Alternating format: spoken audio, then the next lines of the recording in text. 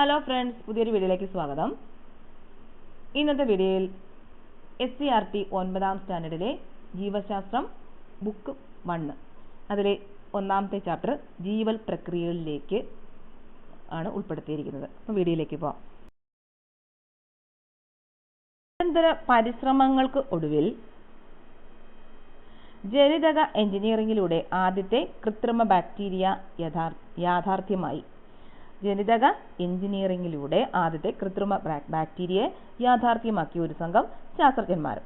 ഏത് ബാക്ടീരിയയാണ്? കുടലിലും മണ്ണിലും ജീവിക്കുന്ന ഈക്കോളി എന്ന ബാക്ടീരിയ.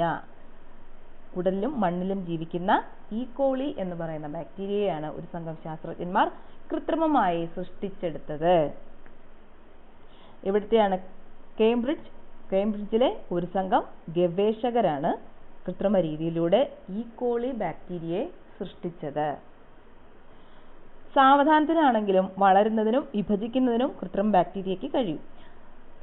ശരിക്കും ബാക്ടീരിയ വളരെ പെട്ടെന്നാണ് വിഭജിക്കുകയും വളരുകയൊക്കെ ചെയ്യുന്നത്. പക്ഷേ കൃത്രിമ ബാക്ടീരിയ വിഭജിക്കുകയും വളരുകയൊക്കെ ചെയ്യുമ്പോൾ വളരെ സാവധാനത്തിലാണ് ചെയ്യുന്നത്. മറ്റേത് വളരെ പെട്ടെന്നാണ് സാധാരണ ബാക്ടീരിയകൾ വിഭജിക്കുകയും വളരുകയൊക്കെ ചെയ്യുന്നത്.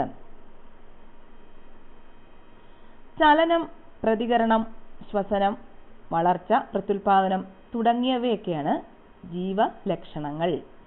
ജീവന്റെ ഘടനാപരവും ജീവധർമ്മപരമായ അടിസ്ഥാന ഘടകം കോശമാണ്. ഏതാണ്? കോശം. ജീവന്റെ ഘടനാപരവും ജീവധർമ്മപരവുമായ അടിസ്ഥാന ഘടകം ഏതാണ്? കോശമാണ്. അപ്പോൾ ഏത് ബാക്ടീരിയയാണ് കൃത്രിമമായിട്ടുണ്ടാക്കിയത്? ഈക്കോളി ബാക്ടീരിയയാണ് കേംബ്രിഡ്ജിലെ ഒരു സംഘം ഗവേഷകർ കൃത്രിമ രീതിയിലൂടെ സൃഷ്ടിച്ചത്. അപ്പോൾ ജീവന്റെ ലക്ഷണങ്ങൾ എന്ന് പറയുന്നത് എന്താണ്? ചലനം, പ്രതികരണം, ശ്വസനം, വളർച്ച, പ്രത്യുൽപാദനം. ജീവന്റെ ഘടനാപരവും ജീവധർമ്മപരമായ അടിസ്ഥാന ഘടകം എന്ന് പറയുന്നത് ഏതാണ്? കോശം ആണ്. കോശങ്ങളിലാണ് ജീവന്റെ നിലനിൽപ്പിനാധാരമായ രാസപ്രവർത്തനങ്ങൾ മുഖ്യമായും നടക്കുന്നത്. അപ്പോൾ ജീവന്റെ നിലനിൽപ്പിനാധാരമായ രാസപ്രവർത്തനങ്ങൾ നടക്കുന്നത് എവിടെയാണ്? കോശങ്ങളിലാണ്. കോശഘടനയ്ക്കും കോശങ്ങളിൽ നടക്കുന്ന പ്രവർത്തനങ്ങൾക്കും നിരവധി തന്മാത്രകൾ ആവശ്യമാണ്. Carbon, hydrogen, oxygen, nitrogen, phosphorus, calcium എന്നിങ്ങനെയുള്ള മൂലകങ്ങൾ പലതരത്തിൽ കൂടിച്ചേർന്നാണ് ഈ തന്മാത്രകൾ രൂപപ്പെടുന്നത്. അപ്പോൾ കോശഘടനയ്ക്കും കോശങ്ങളിൽ നടക്കുന്ന പ്രവർത്തനങ്ങൾക്കും നിരവധി തന്മാത്രകൾ ആവശ്യമാണ്. Carbon, hydrogen, oxygen, nitrogen, phosphorus, calcium എന്നിങ്ങനെയുള്ള മൂലകങ്ങൾ പലതരത്തിൽ ചേർന്നാണ് തന്മാത്രകൾ രൂപപ്പെടുന്നത്. അപ്പോൾ ഏത് ബാക്ടീരിയയാണ് കൃത്രിമമായി സൃഷ്ടിച്ചത്? ഈക്കോളി എന്ന ബാക്ടീരിയയാണ് കൃത്രിമമായി ശാസ്ത്രജ്ഞന്മാർ സൃഷ്ടിച്ചെടുത്തത്. ജീവന്റെ നിലനിൽപ്പിന് ആധാരമായ രാസപ്രവർത്തനങ്ങൾ നടക്കുന്നത് എവിടെയാണ്? കോശങ്ങളിലാണ്. ജീവന്റെ അടിസ്ഥാന ഘടകം എന്ന് പറയുന്നത് കോശങ്ങളാണ്. അപ്പം carbon, hydrogen, oxygen, nitrogen, phosphorus, calcium എന്നിങ്ങനെയുള്ള മൂലകങ്ങൾ പലതരത്തിൽ കൂടിച്ചേർന്നാണ് തന്മാത്രകൾ രൂപപ്പെടുന്നത്. അപ്പോൾ കോശഘടനയ്ക്കും കോശങ്ങളിൽ നടക്കുന്ന പ്രവർത്തനങ്ങൾക്കും തന്മാത്രകൾ ആവശ്യമാണ്. അപ്പോൾ എങ്ങനെയാണ് ഈ തന്മാത്രകൾ രൂപപ്പെടുന്നത്? Carbon, hydrogen, oxygen, nitrogen, phosphorus, calcium എന്നിങ്ങനെയുള്ള മൂലകങ്ങൾ പലതരത്തിൽ കൂടിച്ചേർന്നാണ് തന്മാത്രകൾ രൂപപ്പെടുന്നത്. Carbohydrate, protein, lipid, nucleic acid എന്നിവ ജീവന്റെ അടിസ്ഥാന നിർമ്മാണ ഘടകങ്ങളാണ്. ഇവ ബയോമോളിക്യൂളുകൾ എന്നറിയപ്പെടുന്നു. ബയോമോളിക്യൂളുകൾ ഏതൊക്കെയാണ് എന്ന് ചോദിച്ചാൽ ഏതാ പറയും? Carbohydrate, protein, lipid, nucleic acid. ഏതൊക്കെയാണ് ബയോമോളിക്യൂൾസ് എന്ന് പറയുന്നത്? ജീവന്റെ അടിസ്ഥാന നിർമ്മാണ ഘടകങ്ങളാണിവ. Carbohydrate, protein, lipid, nucleic acid തുടങ്ങിയവ. Carbohydrate, protein, lipid, nucleic acid തുടങ്ങിയവയാണ് ജീവന്റെ അടിസ്ഥാന നിർമ്മാണ ഘടകങ്ങൾ. ഇവയെ പറയുന്ന പേരാണ് ബയോമോളിക്യൂളുകൾ. അപ്പോൾ കാർബോഹൈഡ്രേറ്റിന് ഉദാഹരണം നോക്കി ഇവിടെ കൊടുത്തിട്ടുണ്ട്. ബയോമോളിക്യൂൾ, കാർബോഹൈഡ്രേറ്റ്, ലിപ്പിഡുകൾ, പ്രോട്ടീനുകൾ, ന്യൂക്ലിക് ആസിഡുകൾ.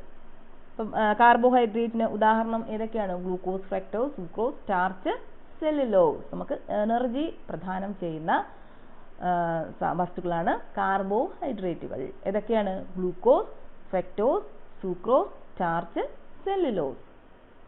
ലിപ്പിഡുകൾ എന്ന് പറയുന്നത് കൊഴുപ്പുകൾ, എണ്ണകൾ. ലിപ്പിഡുകൾ എന്ന് പറയുന്നത് കൊഴുപ്പുകൾ, എണ്ണകൾ. പ്രോട്ടീനുകൾ എന്ന് പറയുന്നത് ഏതൊക്കെയാണ്? എൻസൈമുകൾ, ഹോർമോണുകൾ, ആന്റിബോഡികൾ. Nucleic acid, DNA, RNA. അപ്പം ഏതൊക്കെയാണ് ജീവന്റെ അടിസ്ഥാന നിർമ്മാണ ഘടകങ്ങൾ? Carbohydrate, protein, lipid, nucleic acid. ഇതൊക്കെയാണ് ജീവന്റെ അടിസ്ഥാന ഘടകങ്ങൾ. ഇത് പറയുന്ന പേരാണ് ബയോമോളിക്യൂൾ. ബയോമോളിക്യൂൾ. ബയോമോളിക്യൂളുകളും മറ്റനവധി രാസഘടകങ്ങളും ചേർന്ന് നടത്തുന്ന പ്രവർത്തനങ്ങളിലൂടെയാണ് ജീവലക്ഷണങ്ങളെല്ലാം പ്രകടമാകുന്നത്. ഒരു ജീവിയിൽ നടക്കുന്ന അത്തരം രാസപ്രവർത്തനങ്ങളെ ഒന്നാകെ മെറ്റാബോളിസം എന്ന് പറയുന്നു. അപ്പോൾ മെറ്റാബോളിസം എന്ന് പറഞ്ഞാൽ എന്താണ്? ബയോമോളിക്യൂളുകളും, ബയോമോളിക്യൂൾ എന്ന് പറഞ്ഞാൽ carbohydrate, protein, lipid, nucleic acid തുടങ്ങിയവയാണ് ബയോമോളിക്യൂൾ. അപ്പോൾ ഈ ബയോമോളിക്യൂളുകളും മറ്റനവധി രാസഘടകങ്ങളും ചേർന്ന് നടത്തുന്ന പ്രവർത്തനങ്ങളിലൂടെയാണ് ജീവന്റെ ലക്ഷണങ്ങളെല്ലാം പ്രകടമാകുന്നത്. ഒരു ജീവൻ വേണമെങ്കിൽ ഈ ബയോമോളിക്യൂളും മറ്റനവധി രാസഘടകങ്ങളും ചേർന്ന് പ്രവർത്തിക്കണം. അപ്പം അങ്ങനെയാണ് ജീവലക്ഷണങ്ങൾ പ്രകടമാകുന്നത്. അപ്പം ഒരു ജീവിയിൽ നടക്കുന്ന ഇത്തരത്തിലുള്ള രാസപ്രവർത്തനങ്ങളെ പറയുന്ന പേരാണ് മെറ്റാബോളിസം എന്ന്. അപ്പോൾ ഈ മെറ്റാബോളിസത്തെ വീണ്ടും രണ്ടായിട്ട് നമുക്ക് തരംതിരിക്കാം. തന്മാത്രകളെ കൂട്ടിച്ചേർക്കുന്നത് അനാബോളിസവും, തന്മാത്രകളെ കൂട്ടിച്ചേർക്കുന്നത് എന്താണ്? അനാബോളിസവും, തന്മാത്രകളെ വിഘടിപ്പിക്കുന്നതിന് കറ്റാബോളിസം എന്നും പറയുന്നു. അപ്പം ഈ മെറ്റാബോളിസം രണ്ടായിട്ട് തരംതിരിക്കുന്നു. എങ്ങനെയൊക്കെയാണ്? തന്മാത്രകളെ കൂട്ടിച്ചേർക്കുന്നതിന് അനാബോളിസം എന്നും തന്മാത്രകളെ വിഘടിപ്പിക്കുന്നതിന് കറ്റാബോളിസം എന്നും പറയുന്നു. ഇനി മനുഷ്യന്റെ ശരീരത്തിൽ എത്ര കോശമുണ്ട്? 37 ട്രില്യൺ കോശങ്ങളാണ് ഒരു മനുഷ്യന്റെ ശരീരത്തിൽ ഉള്ളത്.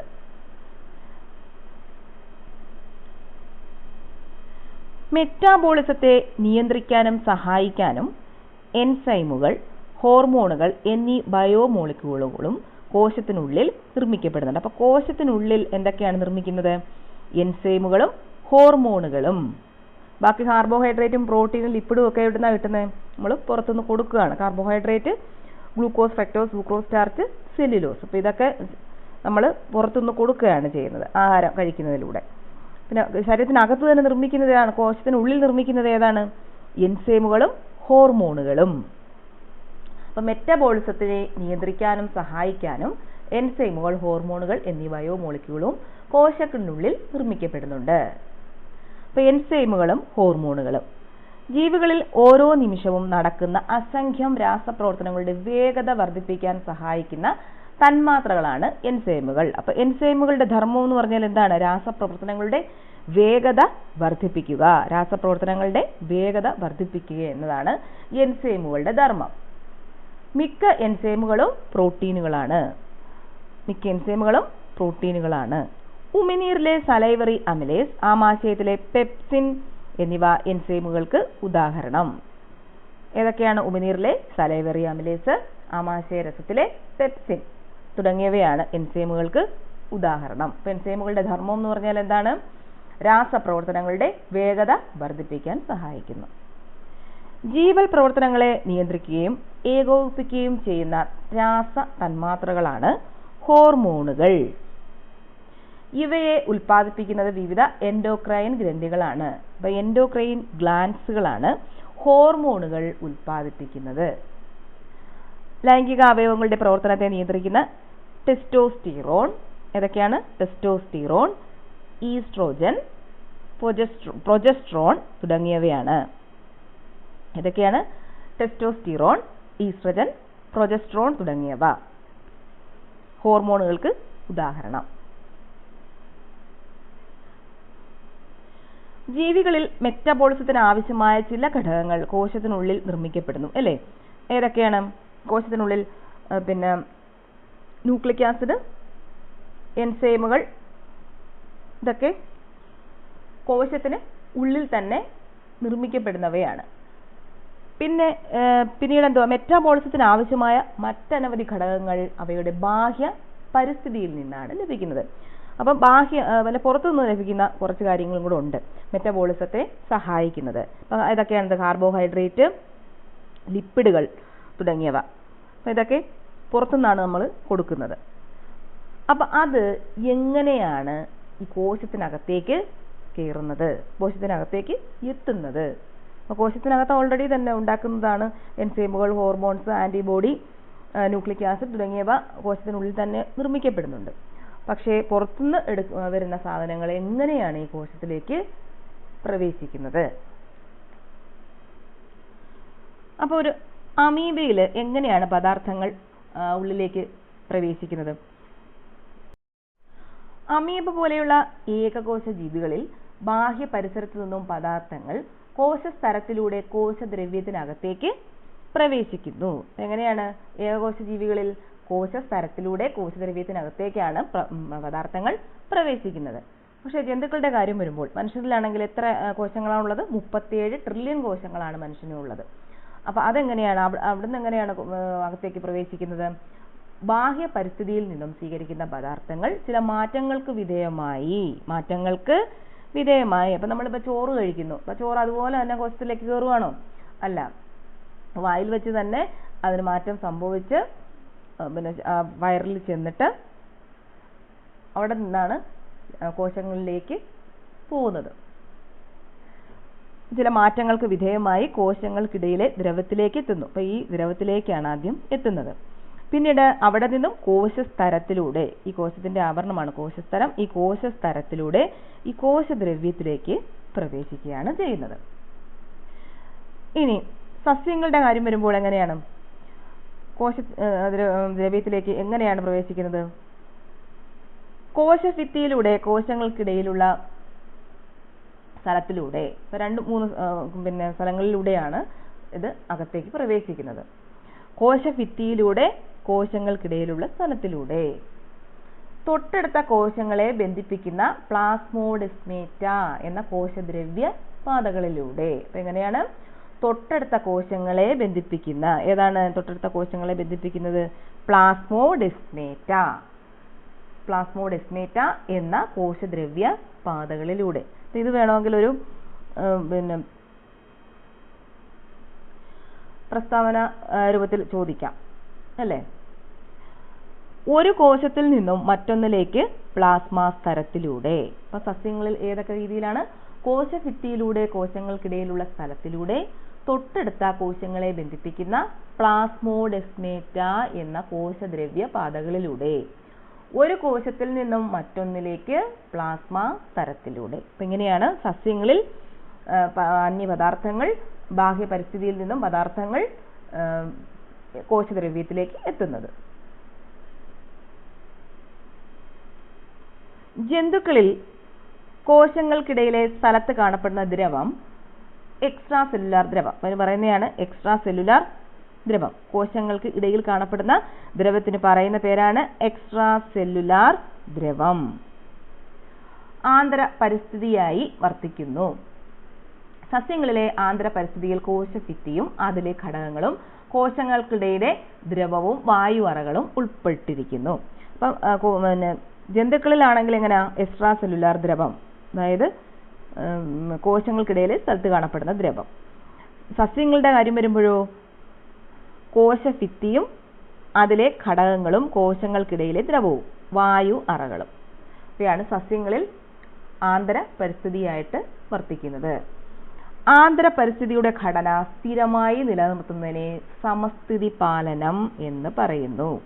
അപ്പൊ ആന്തര പരിസ്ഥിതിയുടെ ഘടന സ്ഥിരമായി നിലനിർത്തുന്നതിനെ പറയുന്ന പേരാണ് സമസ്ഥിതി പാലനം. മെറ്റാബോളിസം സുഗമമായി നടക്കുന്നതിന് ആന്തര സമസ്ഥിതി നിലനിർത്തപ്പെടേണ്ടതുണ്ട്. അപ്പോൾ ഒരു മെറ്റാബോളിസം സുഗമമായി നടന്നു പോകുന്നതിന് ആന്തര സമസ്ഥിതി നിലനിർത്തപ്പെടേണ്ടതുണ്ട്. ആന്തര പരിസ്ഥിതിയുടെ രാസഘടന തകിടം മറിഞ്ഞാൽ ജീവന് ഭീഷണിയാകും. ഒരു ഹോർമോൺ കൂടുന്നു, ഒരു ഉദാഹരണമായിട്ട് പറഞ്ഞാൽ ഇൻസുലിന്റെ അളവ് ഒരുപാട് അങ്ങ് ശരീരത്തിൽ കൂടുന്നു. അപ്പോൾ എന്ത് പറ്റുന്നു? ഇൻസുലിൻ്റെ അളവ് കുറയുന്നു. ഇപ്പോൾ ഇൻസുലിൻ്റെ അളവ് നമ്മുടെ ശരീരത്തിൽ കുറയുമ്പോൾ എന്തുണ്ടാവും? ബ്ലഡ് ഷുഗർ ലെവൽ കൂടുന്നു. ഷുഗർ ലെവൽ കൂടുമ്പോൾ ശരീരത്തിൻ്റെ മെറ്റാബോളിസം ആകപ്പാടെ തകരാറിലാകുന്നു അല്ലേ? അപ്പം അങ്ങനെ ആന്തര പരിസ്ഥിതിയുടെ രാസഘടന തകിടം മറിഞ്ഞാൽ എന്ത് സംഭവിക്കും? ജീവന് ഭീഷണി ഉണ്ടാകുന്നു. മെറ്റാബോളിസത്തിന് ആവശ്യമായ ലഘുഘടകങ്ങൾ ആന്തര പരിസ്ഥിതിയിൽ നിന്നും കോശസ്തരത്തിലൂടെ കോശത്തിനുള്ളിൽ എത്തുന്നു. അത് എങ്ങനെയാണ് ഇങ്ങനെ കോശസ്തരത്തിലേക്ക് എത്തുന്നത് എന്നാണ് ഇനി നമുക്ക് പഠിക്കാൻ പോകുന്നത്. മെറ്റാബോളിസത്തിന് ആവശ്യമായ ലഘുഘടകങ്ങൾ ആന്തര പരിസ്ഥിതിയിൽ നിന്നും കോശസ്തരത്തിലൂടെ കോശത്തിനുള്ളിൽ എത്തുന്നു. പദാർത്ഥ വിനിമയം കോശസ്തരത്തിലൂടെ. അപ്പോൾ കോശസ്തരത്തിലൂടെ എങ്ങനെയൊക്കെയാണ് ഒരു പദാർത്ഥം ഉള്ളിലേക്ക് കയറുന്നത് എന്നാണ് അടുത്തതായിട്ട് പഠിക്കുന്നത്. അപ്പോൾ ഇത് അവിടെ ഒരു പിക്ചറുണ്ട്. കോശസ്തരം ഉണ്ട്. ഇതിനെ പൊതിഞ്ഞ് സൂക്ഷിച്ചിരിക്കുന്ന സ്ഥലമാണ് കോശസ്തരം എന്ന് പറയുന്നത്. ഇതിനിടയിലുള്ള രണ്ട് കോശങ്ങൾക്കിടയിലുള്ള ഈ സ്ഥലമാണ് ആന്തര പരിസ്ഥിതി. ഈ കോശത്തിനുള്ളിലാണ് കോശദ്രവ്യം സ്ഥിതി ചെയ്യുന്നത്. കോശസ്തരത്തിന്റെ മറ്റൊരു പേര് പ്ലാസ്മാസ്തരം. പ്ലാസ്മാസ്തരത്തെ വർണ്ണതാര്യസ്തരം അല്ലെങ്കിൽ സെലക്റ്റീവ്ലി പെർമിയബിൾ മെമ്പറൈൻ എന്ന് പറയുന്നു. എന്തുകൊണ്ടാണ്?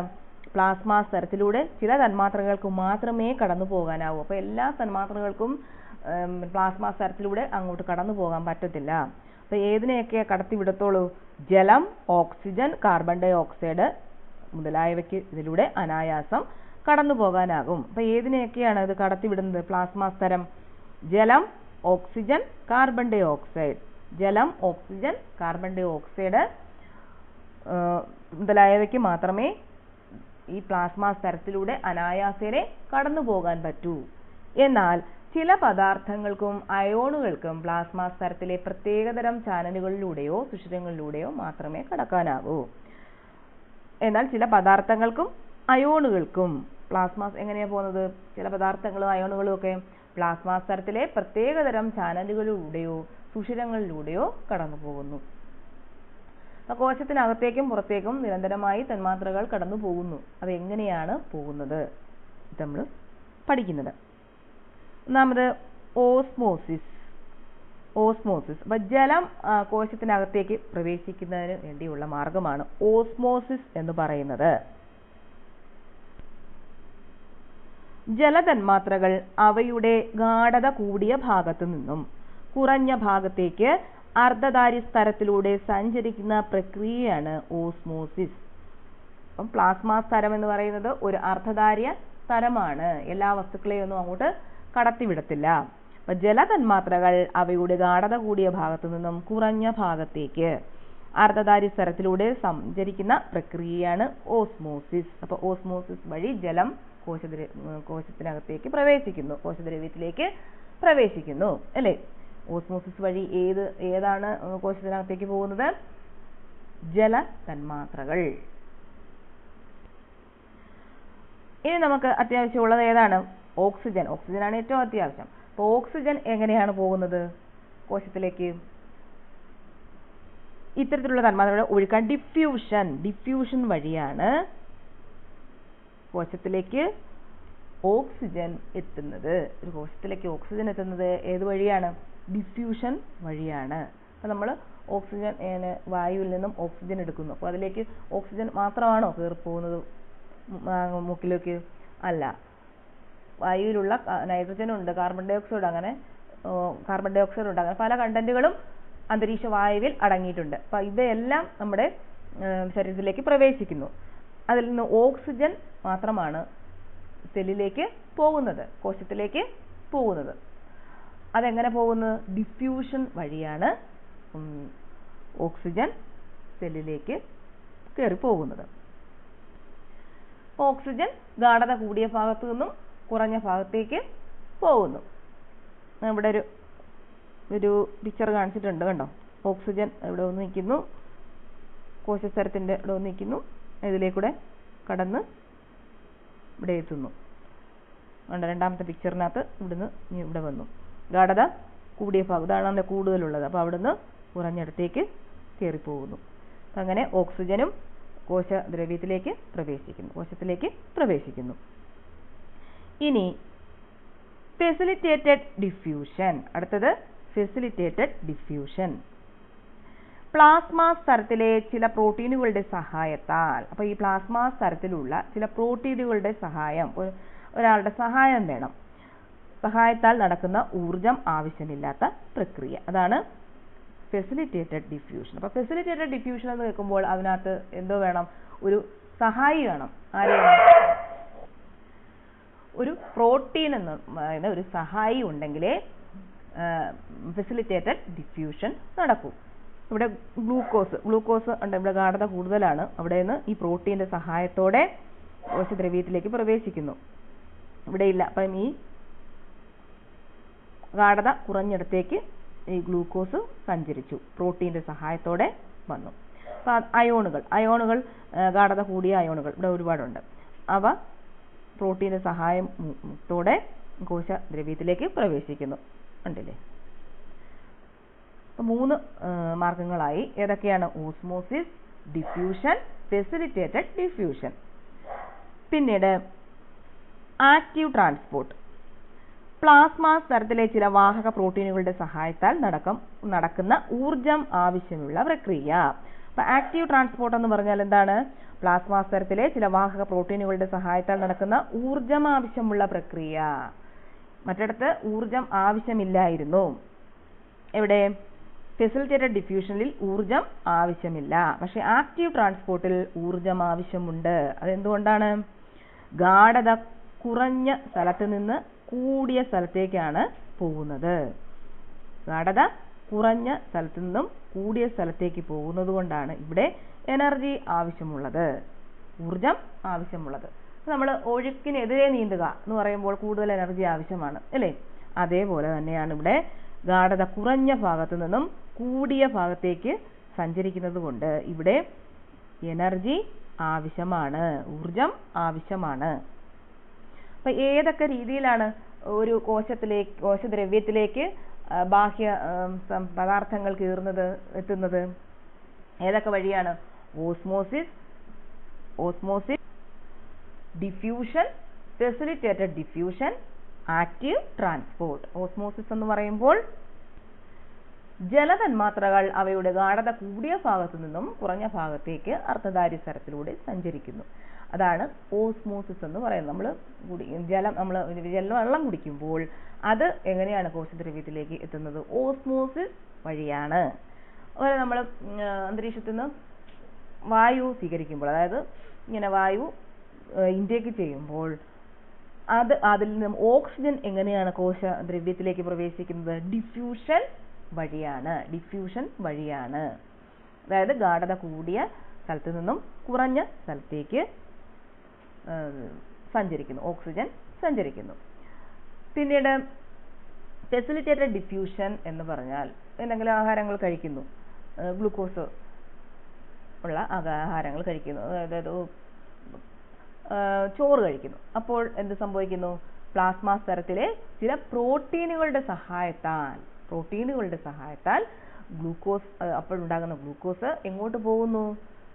കോശദ്രവ്യത്തിലേക്ക് കടന്നു പോകുന്നു, വാഹക പ്രോട്ടീൻ്റെ സഹായത്താൽ. അതാണ് ഫെസിലിറ്റേറ്റഡ് ഡിഫ്യൂഷൻ എന്ന് പറയുന്നത്. പിന്നീട് ആക്റ്റീവ് ട്രാൻസ്പോർട്ട് എന്ന് പറഞ്ഞാൽ എന്താണ്? പ്ലാസ്മ സ്തരത്തിലെ ചില വാഹക പ്രോട്ടീനുകളുടെ സഹായത്താൽ ഊർജം ആവശ്യമുള്ള പ്രക്രിയയാണ് ആക്റ്റീവ് ട്രാൻസ്പോർട്ട്. അതെന്തുകൊണ്ടാണ് ഊർജം ആവശ്യം വരുന്നത്? ലവണങ്ങളുടെ ഗാഢത കുറഞ്ഞ ഭാഗത്തു നിന്നാണ് കൂടിയ ഭാഗത്തേക്ക് പോകുന്നത്. അതായത് ഒഴുക്കിനെതിരെ നീന്തുക, അത് ഓർത്താൽ മതി. ഒഴുക്കിനെതിരെ നീന്തണമെങ്കിൽ കൂടുതൽ എനർജി ആവശ്യമാണ്. അതാണ് ആക്റ്റീവ് ട്രാൻസ്പോർട്ട് എന്ന് പറയുന്നത്. അപ്പോൾ ഇത്രയും കാര്യങ്ങളാണ് ബാഹ്യ പരിസ്ഥിതിയിൽ നിന്നും സാധനങ്ങൾ, ഒരു കോശത്തിന് ആവശ്യമായ സാധനങ്ങൾ കോശദ്രവ്യത്തിലേക്ക് പ്രവേശിക്കുന്നത്. അടുത്തത് പോഷകങ്ങളുടെ ഉറവിടം. മെറ്റാബോളിസത്തിന് പോഷക ഘടകങ്ങൾ കൂടിയേ തീരൂ. ജന്തുക്കൾക്ക് ഇവ ലഭിക്കുന്നത് എങ്ങനെയാണ്? നമ്മൾ കഴിക്കുന്ന ആഹാരത്തിൽ നിന്നാണ്. സസ്യങ്ങൾക്ക് എങ്ങനെയാണ് ലഭിക്കുന്നത്? സസ്യങ്ങൾ ആഹാരം നിർമ്മിക്കുന്ന പ്രക്രിയയ്ക്ക് പറയുന്ന പേരാണ് പ്രകാശ സംശ്ലേഷണം അഥവാ ഫോട്ടോസിന്തസിസ്. പ്രകാശ സംശ്ലേഷണം അഥവാ ഫോട്ടോസിന്തസിസ്. പ്രകാശ സംശ്ലേഷണം. പ്രകാശ സംശ്ലേഷണത്തിന് 2 ഘട്ടങ്ങളുണ്ട്. ഏതൊക്കെയാണ്? പ്രകാശഘട്ടവും ഇരുണ്ട ഘട്ടവും. 2 ഘട്ടങ്ങളാണ് പ്രകാശ സംശ്ലേഷണത്തിന് ഉള്ളത്. അപ്പോൾ പ്രകാശഘട്ടം എന്ന് പറയുമ്പോൾ അത് ഗ്രാനയിൽ വെച്ചാണ് നടക്കുന്നത്. ഗ്രാന എന്ന് പറയുന്നത് അനേകം തൈലക്കൂട് ചേർന്നാണ് ഗ്രാന. അപ്പോൾ തൈലക്കൂടിനുള്ളിലാണ് ആരിയിരിക്കുന്നത്? ക്ലോറോഫിൽ അഥവാ ഹരിതകം കാണപ്പെടുന്നത്. അപ്പോൾ പ്രകാശഘട്ടത്തിൽ പ്രകാശം ഗ്രാനയിൽ തട്ടുമ്പോൾ അവിടെ നിന്ന് എന്ത് വരുന്നു? ജലം വിഘടിച്ച് ഹൈഡ്രജനും ഓക്സിജനും ആകുന്നു. ജലം വിഘടിച്ച് ഹൈഡ്രജനും ഓക്സിജനും ആകുന്നു. ഓക്സിജൻ എന്ത് ചെയ്യും? ഓക്സിജൻ ഇങ്ങ് വെളിയിൽ പോകും. ഓക്സിജൻ ഇങ്ങ് പുറത്തേക്ക് പോകും. കാർബൺ ഡൈ ഓക്സൈഡ് സ്ട്രോമയിലേക്ക് പോകുന്നു. സ്ട്രോമ എന്ന് പറയുന്നത് ഈ ക്ലോറോപ്ലാസ്റ്റിൽ അതിനകത്ത് കാണപ്പെടുന്ന ദ്രാവകമാണ് സ്ട്രോമ എന്ന് പറയുന്നത്. അപ്പം ഹൈഡ്രജൻ ഈ സ്ട്രോമയിലേക്ക് പോകുന്നു. കൂടെ ആരും കൂടെ സ്വതന്ത്രമാകുന്നു. ആരും കൂടെ പോകുന്നു? ഊർജ്ജ തന്മാത്രയായ ATPയും കൂടെ അവിടെ ഉണ്ടാകുന്നു. ATPയും ഉണ്ടാകുന്നു. ATP എന്ന് വെച്ചാൽ അഡിനോസിൻ ട്രൈഫോസ്ഫേറ്റ്. അപ്പൊ എന്താണ് പ്രകാശഘട്ടം? ഗ്രാനയിൽ വെച്ചാണ് നടക്കുന്നത്. പ്രകാശത്തിന്റെ സാന്നിധ്യത്തിൽ നടക്കുന്നു. അപ്പൊ സൂര്യപ്രകാശം ഗ്രാനയിൽ തട്ടുമ്പോൾ ജലം വിഘടിച്ച് ഹൈഡ്രജനും ഓക്സിജനും ഉണ്ടാകുന്നു. അതിൽ ഓക്സിജൻ ഇനി വെളിയിലേക്ക് പോകുന്നു. ഹൈഡ്രജൻ സ്ട്രോമയിലെത്തുന്നു. കൂടെ ATPയും ഉണ്ടാകുന്നു. ഇനി അടുത്തത് ഇരുണ്ട ഘട്ടം. ഇരുണ്ട ഘട്ടത്തിന് മറ്റൊരു പേരാണ് കാൽവിൻ സൈക്കിൾ. ഇരുണ്ട ഘട്ടം നടക്കുന്നത് സ്ട്രോമയിൽ വെച്ചാണ്. പ്രകാശം ഉപയോഗിക്കുന്നില്ല. പ്രകാശ സാന്നിധ്യത്തിലാണ് ഇരുണ്ട ഘട്ടം നടക്കുന്നത്. ഈ ഘട്ടത്തിന് ആവശ്യമായ ഹൈഡ്രജനും ഊർജവും എവിടെ നിന്നാണ് കിട്ടിയത്? പ്രകാശഘട്ടത്തിൽ നിന്നും. സ്ട്രോമയിലേക്ക് വന്നില്ലായിരുന്നു, അത് അവിടെ നിന്നാണ് കിട്ടുന്നത്. ഹൈഡ്രജനും കാർബൺ ഡൈ ഓക്സൈഡും ചേർന്ന് ഗ്ലൂക്കോസ് ഉണ്ടാകുന്നു. അപ്പോൾ ഹൈഡ്രജനും കാർബൺ ഡൈ ഓക്സൈഡും ചേർന്ന്, കാർബൺ ഡൈ ഓക്സൈഡ് ഇവിടെ ഉണ്ട്, കാർബൺ ഡൈ ഓക്സൈഡും ചേർന്ന് എന്തോ ഉണ്ടാകുന്നു? ഗ്ലൂക്കോസ് ഉണ്ടാകുന്നു. നമ്മൾ ഓക്സിജൻ സ്വീകരിക്കുന്നത് പോലെ ചെടികൾ എന്താണ്? കാർബൺ ഡൈ ഓക്സൈഡാണ് സ്വീകരിക്കുന്നത്. അപ്പം ഹൈഡ്രജനും കാർബൺ ഡൈ ഓക്സൈഡും ചേർന്ന് ഗ്ലൂക്കോസ് ഉണ്ടാകുന്നു. ഗ്ലൂക്കോസ് ആണ് അവിടുത്തെ ഉൽപ്പന്നം. ഇനി മെൽവിൻ കാൽവിൻ ഇരുണ്ട ഘട്ടത്തെ പ്രവർത്തനങ്ങൾ വിശദീകരിച്ചതിന് 1861 രസതന്ത്രത്തിൽ നൊബേൽ പുരസ്കാരം ലഭിച്ചു. ഇരുണ്ട ഘട്ടം കാൽവിൻ സൈക്കിൾ. ഇരുണ്ട ഘട്ടം അറിയപ്പെടുന്നത് എന്താണ്? കാൽവിൻ സൈക്കിൾ എന്നാണ് അറിയപ്പെടുന്നത്. ഇനി ഗ്ലൂക്കോസിൽ നിന്നും വിവിധ പോഷകങ്ങൾ. പ്രകാശ സംശ്ലേഷണ ഫലമായി ഉണ്ടാകുന്ന ഗ്ലൂക്കോസ് അതിവേഗം ജലത്തിൽ ലയിക്കുന്നത് കൊണ്ട് അത് അലേയമായ അന്നജമാക്കി സംഭരിക്കുന്നു. അന്നജത്തിൽ നിന്നാണ് സസ്യങ്ങളുടെ ജീവൽ പ്രവർത്തനങ്ങൾക്ക് ആവശ്യമായ ഊർജം ലഭിക്കുന്നത്. അപ്പൊ സസ്യങ്ങൾക്ക് എവിടെ നിന്നാണ് ഊർജം ലഭിക്കുന്നത്? അന്നജത്തിൽ നിന്നാണ്. ഗ്ലൂക്കോസ് ഉണ്ടാക്കിയിട്ട് അത് അന്നജമാക്കി മാറ്റുന്നു. ആ അന്നജത്തിൽ നിന്നാണ് സസ്യങ്ങൾക്ക് ഊർജം ലഭിക്കുന്നത്. അന്നജം മെറ്റാബോളിസത്തിന് വിധേയമായി നിരവധി പദാർത്ഥങ്ങൾ ഉണ്ടാകുന്നു. അപ്പൊ ആ ഉണ്ടാക്കുന്ന പദാർത്ഥങ്ങളാണ് നമ്മൾ കഴിക്കുന്നത്. ഇപ്പൊ എന്തൊക്കെയാണ്? അന്നജം, കാർബോഹൈഡ്രേറ്റ്, ഫ്രക്ടോസ്, സൂക്രോസ്, കൊഴുപ്പുകൾ, പ്രോട്ടീൻ, വിറ്റാമിൻ, ഇതെല്ലാം ആരുണ്ടാക്കുന്നതാണ്? സസ്യങ്ങൾ ഉണ്ടാക്കുന്ന ഉൽപ്പന്നങ്ങളാണ്. സൂക്രോസ്. അപ്പൊ സൂക്രോസിൽ കരിമ്പിൽ അടങ്ങിയിരിക്കുന്ന പഞ്ചസാര ഏത്? പ്രീവിയസ് ക്വസ്റ്റ്യൻ ആണ്. കരിമ്പിൽ അടങ്ങിയിരിക്കുന്ന പഞ്ചസാര സുക്രോസ് ആണ്. കരിമ്പിൽ അടങ്ങിയിരിക്കുന്ന പഞ്ചസാര സുക്രോസ് ആണ്. ഇതൊരു പ്രീവിയസ് ക്വസ്റ്റ്യൻ ആണ് കേട്ടോ. ഇനി സസ്യങ്ങൾ മെറ്റാബോളിസത്തിലൂടെ നിർമ്മിക്കുന്ന പോഷകങ്ങൾ ആഹാരത്തിലൂടെ സസ്യഫുക്കുകളിലെത്തുന്നു. സസ്യഫുക്കുകളെ മാംസഫുക്കുകൾ ആഹാരമാക്കുന്നു. സസ്യങ്ങളെ സ്വപോഷികൾ എന്നും ജന്തുക്കളെ പരപോഷികൾ എന്നും വിളിക്കുന്നു. എന്തുകൊണ്ടാണ്? സസ്യങ്ങൾ സ്വന്തമായിട്ട് ആഹാരം ഉണ്ടാക്കുന്നു. ഈ ആഹാരം നമ്മൾ ഭക്ഷിക്കുന്നത് കൊണ്ടാണ് പരപോഷികളെന്ന് വിളിക്കുന്നത്. മറ്റുള്ളവരെ ആശ്രയിക്കുന്നു അല്ലേ? സമുദ്രം ഒരു വിസ്മയം.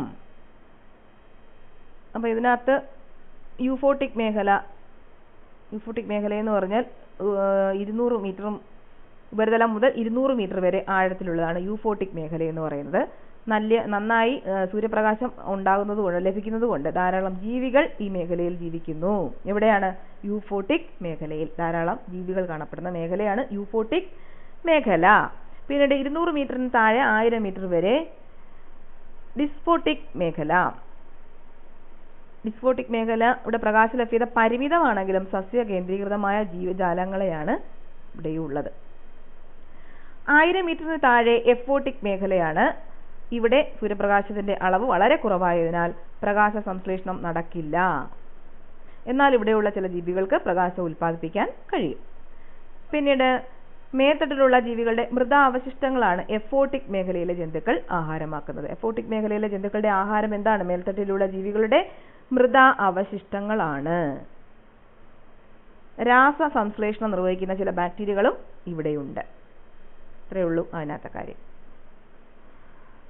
അന്തരീക്ഷത്തിലെ ഓക്സിജന്റെ നല്ലൊരു ഭാഗം സമുദ്രത്തിലെ ഉൽപാദകരാണ് പുറന്തള്ളുന്നത്. മലിനീകരണമാണ് സമുദ്ര ആവാസ വ്യവസ്ഥകൾ നേരിടുന്ന കടുത്ത ഭീഷണി. തന്മൂലം ജീവികൾ വൻതോതിൽ വംശമറ്റു പോകുന്നു.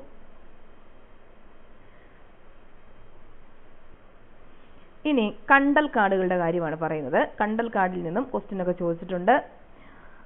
കായലും കടലും ചേരുന്ന ഭാഗത്താണ് കണ്ടൽ കാടുകൾ കാണപ്പെടുന്നത്. ഉപ്പുവെള്ളത്തിൽ വളരുന്ന 43 ഇനം കണ്ടൽ സസ്യങ്ങൾ കേരളത്തിലുണ്ട്.